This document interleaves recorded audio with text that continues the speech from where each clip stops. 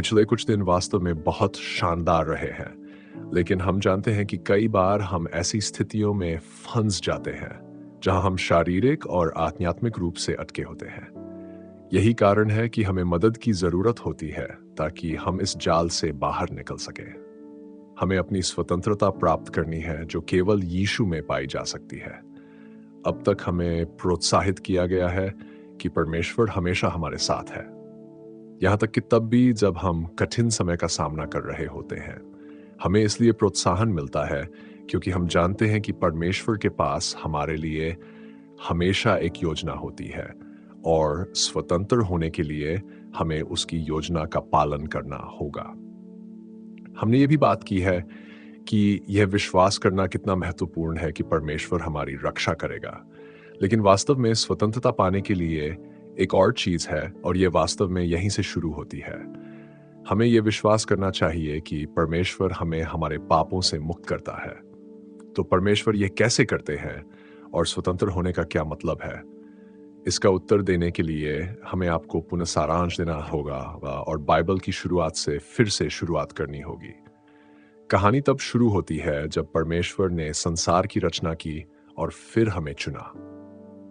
हाँ, उन्होंने मनुष्यों को चुना ताकि वे उनकी प्रतिनिधित्व करें और उनके साथ पृथ्वी पर शासन करें। ये एक बड़ी जिम्मेदारी है, और ये काम स्वाभाविक रूप से बड़ी जिम्मेदारियों के साथ आता है। लेकिन हमारी जिम्मेदारी केवल यह है कि हम परमेश्वर से प्रेम करें और उसकी आज्ञा मानें, और हमेशा उसकी बातों को अपने स्वार्थी इच्छाओं से ऊपर रखें। आपने शायद ये कहानी पहले सुनी होगी कि परमेश्वर ने आदम और हव्वा की रचना की, लेकिन फिर वे धोखा खा गए और उन्होंने परमेश्वर के खिलाफ विद्रोह कर दिया। इसी तरह पाप पहली बार हमारे जीवन में आया, और तब से यह हमारे भीतर गहराई से जड़ें जमा चुका है। आप पूछ सकते हैं कि पाप क्या है? पाप का मतलब वास्तव में केवल लक्ष्य से चूकना होता है। तो लक्ष्य क्या है? चूंकि परमेश्वर ने हमें अपने स्वरूप में बनाया है और अपने प्रतिनिधियों के रूप में, हमारा लक्ष्य है परमेश्वर से प्रेम करना और दूसरों से प्रेम करना, क्योंकि परमेश्वर सभी लोगों से प्रेम करता है। यदि हम ऐसा नहीं करते, यदि हम कुछ ऐसा चुनते हैं जो परमेश्वर और अन्य लोगों के प्रति प्रेम पूर्ण हृदय से नहीं आता, तो हम पाप करते हैं। और इस प्रकार कहानी जारी रहती है। लोग चीजों को अपने हाथ में लेने का चुनाव करते हैं, परमेश्वर पर भरोसा और आज्ञा का पालन करने के बजाय। वे विद्रोह के इस चक्र में फंस गए और पाप के गुलाम बन गए, जो हिंसा और मृत्यु से भरी दुनिया की ओर ले जाता है। इसी बिंदु पर नूह की कहानी आती है, और परमेश्वर अपनी विशाल बचाव योजना को गति में लाते हैं। इस योजना के माध्यम से परमेश्वर मानवता को बचाना चाहते हैं।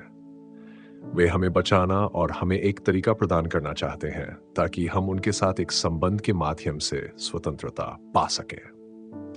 परमेश्वर इसे कार्यान्वित करने के लिए वास्तव में प्रतिबद्ध है, क्योंकि वे हमसे बहुत प्रेम करते हैं, लेकिन यह एक मुश्किल रास्ता है। नूह के बाद परमेश्वर एक आदमी अब्राहम को चुनते हैं और उनके परिवार का उपयोग करके परियोजना को पुनः शुरू करते हैं। फिर परमेश्वर मूसा का उपयोग करके इसराइलियों को समृद्ध भूमि में ले जाते हैं ताकि उनके माध्यम से सभी राष्ट्रों को पुनः स्थापित कर सकें। लेकिन पाप लोगों के लिए अभी भी एक समस्या बनी रहती है। फिर कुछ समय बाद इसराइल एक राज्य बन जाता है और उसमें दाऊद जैसे अद्भुत राजा होते हैं, लेकिन अंततः इसराइल अपने लक्ष्य से चूक जाता है। परमेश्वर और दूसरों से पूरे दिल से प्रेम करने में असफल रहता है। वे पाप करते रहते हैं और ये उन्हें विनाश की ओर ले जाता है।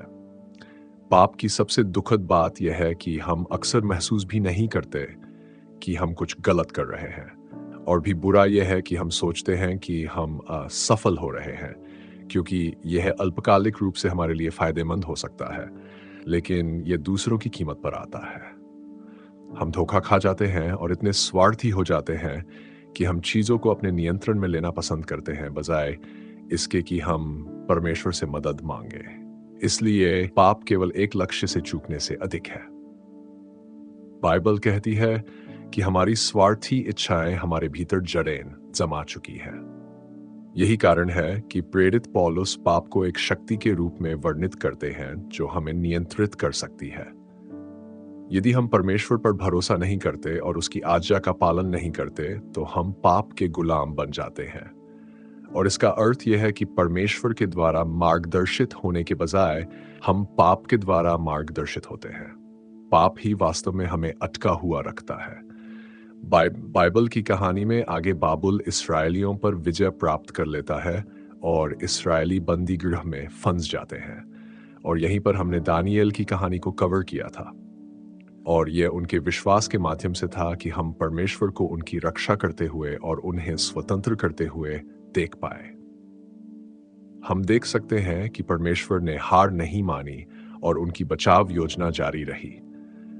परमेश्वर ने भविष्यवक्ताओं से कहा कि वह आने वाले हैं और इसराइल को पुनर्स्थापित करेंगे और सभी लोगों के लिए स्वतंत्रता प्रदान करेंगे। क्या अच्छी खबर है! परमेश्वर ने उन्हें बताया कि इसराइल को एक राजा की आवश्यकता है जो दुख उठाएगा और मरेगा, हालांकि कुछ गलत नहीं किया था। उसे हमारे पापों के लिए मरना पड़ा और फिर वह तीसरे दिन मृतकों में से जी उठेगा और उसके पुनरुत्थान के द्वारा वह उन लोगों को सच्चा जीवन और सच्ची स्वतंत्रता प्रदान कर सकता है जो उस पर विश्वास करते हैं। यही वह आशा है जो हमें यीशु में है। यही कारण है कि यीशु की कहानी हमारे लिए इतनी अद्भुत खबर है। वह हमारे सृजनहार परमेश्वर के रूप में मनुष्य बनकर आए। उन्होंने परमेश्वर और दूसरों से प्रेम करने में कोई असफलता नहीं की, अर्थात उन्होंने पाप नहीं किया। फिर भी उन्होंने सभी लोगों की असफलताओं के लिए जिम्मेदारी ली। उन्होंने दूसरों के लिए जीवन जिया और हमारे पापों के लिए मरे, और वे मृतकों में से जी उठे ताकि वे हमें अपने जीवन का उपहार दे सके जो हमारी असफलताओं को ढक सके। हम अपने पापों से मुक्त हो सकते हैं जब हम इस बात पर विश्वास करते हैं कि परमेश्वर हमें स्वतंत्र करता है। जब आप यीशु पर विश्वास करते हैं तो उसकी अनुग्रह से वह आपको उसे और दूसरों से प्रेम करने की इच्छा देता है। यीशु आपको अपनी आत्मा की सहायता से उसकी आज्ञा का पालन करने की क्षमता प्रदान करते हैं, और ये एक दैनिक निर्णय होता है। वह आपको हर दिन अवसर प्रदान करता है कि आप पाप और स्वार्थ को न कहें। और सबसे अच्छी बात यह है कि एक दिन आप यीशु के साथ हमेशा के लिए स्वर्ग में रहेंगे, बिना किसी पछतावे के कि आपने अपने पापमय जीवन को छोड़कर यीशु का अनुसरण किया। यही वह तरीका है जिससे हम अनटके हो सकते हैं। यही सच्ची स्वतंत्रता है जो यीशु पर विश्वास करने और आपके जीवन के लिए उसकी इच्छा का पालन करने से मिलती है।